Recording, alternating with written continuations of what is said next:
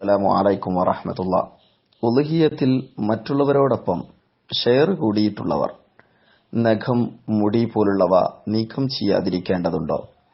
ദുൽഹജ്ജ് 1 മുതൽ ഉളുഹിയത്ത് അറുക്കാൻ ഉദ്ദേശിക്കുന്നവർ നഖം, മുടി പോലുള്ളവ നീക്കം ചെയ്യാൻ പാടുള്ളതല്ല. സ്വഹിയായ ഹദീസിൽ ഇക്കാര്യം വന്നിട്ടുള്ളതായി കാണാൻ സാധിക്കുന്നതാണ്.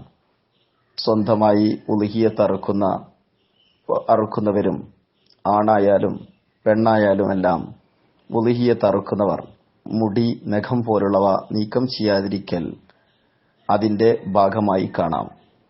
ഫഇന്നൽ മുശ്തരിക് ഫി അജ്ലിൽ ഉളുഹിയ യഫ്അലു മാ യഫ്അലുഹുൽ മുളഹി മിൻ തർകി ഹൽഖി ശഅർ വഖസ്സിൽ അളാഫിർ. എന്നാൽ ഉളുഹിയത്തിൽ ഷെയർ കൂടാൻ ഉദ്ദേശിക്കുന്നവർ, ഷെയർ കൂടിയവരും ഇപ്രകാരം തന്നെയാണ് പ്രവർത്തിക്കേണ്ടത്. നഖം, മുടി പോലുള്ളവ അവരും നീക്കം ചെയ്യാതിരിക്കേണ്ടതാണ്.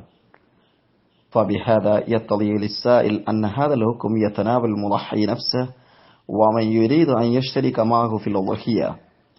ഒരു ബലിമൃഗത്തിൽ 7ഓളം പേർ അല്ലെങ്കിൽ അതിൽ കുറച്ചുപേർ ഷെയർ കൂടുമ്പോൾ ഒരാൾ മാത്രമായിരിക്കും ബലിമൃഗത്തെ അറുക്കുക.